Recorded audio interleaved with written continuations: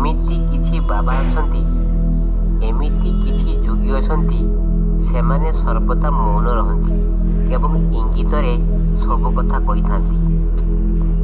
ହଁ ଦର୍ଶକ ବନ୍ଧୁ, ବକ୍ ବକ୍ କରିବା ପୂର୍ଣ୍ଣତର ଲକ୍ଷଣ ନୁହେଁ। ଯେ ବକ୍ ବକ୍ କରେ ସେ ତାର ରହସ୍ୟ ଖୋଲିଦିଏ, ଆଉ ଯେ ମୌନ ରହେ ସେ ରହସ୍ୟ ବନିଯାଏ।